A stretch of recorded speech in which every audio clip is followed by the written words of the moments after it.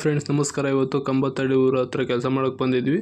ಇದೇ ಮನೆ ಹತ್ರ ಕೆಲಸ ಮಾಡೋಕೆ ಬಂದಿರೋದು. ಇದ್ರದ್ದು ಆಯ ಅಗಲ 44, ಉದ್ದ 15.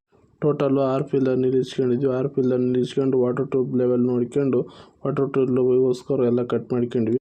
ಅಡ್ಡೆ ಕುಂಡ್ರಿಸ್ಕೋಸ್ಕರ ಕಿವಿ ಕಟ್ ಮಾಡ್ಕೊಂಡು ಅಡ್ಡೆ ಕುಂಡ್ರಿಸ್ಕೊಂಡು ಅಡ್ಡೆದೆಲ್ಲ ಫುಲ್ ವೆಲ್ಡಿಂಗ್ ಮಾಡ್ಕೊಂಡ್ವಿ.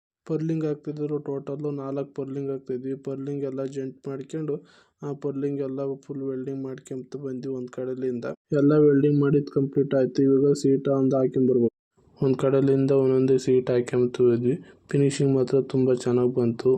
ಈ ಶೆಡ್ ವರ್ಕಿಗೆ ಮೆಟೀರಿಯಲ್ಗೆ 54,000 ರೂಪಾಯಿ ಅಮೌಂಟ್ ಆಗಿದೆ. ಕಸ್ಟಮರ್ ಏನ್ ಮಾಡಿದ್ರೆ ಅಂಗಡಿಯಲ್ಲಿ ಮೆಟೀರಿಯಲ್ ತಗೋಬೇಕಾದ್ರೆ ಸೀಟಿನ ಬಗ್ಗೆ ವಿಚಾರಿಸಿದ್ದಾರೆ. ರೀತಿ ಲೋಕಲ್ ಸೀಟುನು 97 ರೂಪಾಯಿಗೂ ಸಿಗುತ್ತೆ ಅಂತ ಹೇಳಿದ್ರು. ಕಸ್ಟಮರು ನನ್ನ ಹತ್ರ ಬಂದು ಅದಕ್ಕೆ ಏನ್ ವ್ಯತ್ಯಾಸ ಅಂತ ಕೇಳಿದ್ರು. ಅದಕ್ಕೆ ನನಗೆ ಗೊತ್ತಿರೋ ಮಾಹಿತಿ ನಾನು ಲೋಕಲ್ ಸೀಟಲ್ಲಿ ಏನು ಮಾಡಿರ್ತಾರೆ ಅಂದರೆ ಜಿಂಕ್ ಐಟಮ್ ಜಾಸ್ತಿ ಆ್ಯಡ್ ಮಾಡಿರ್ತಾರೆ. ಅಲ್ಯೂಮಿನಿಯಂ ಕಾಂಟ್ಯಾಕ್ಟ್ ಕಡಿಮೆ ಮಾಡಿರ್ತಾರೆ. ಅದರಿಂದ ಏನಾಗುತ್ತೆ ಅಂದರೆ ಅದು ರೆಸ್ಟ್ ಹಿಡಿತೈತೆ, ಲೈಫ್ ಕಡಿಮೆ ಬರ್ತೈತೆ.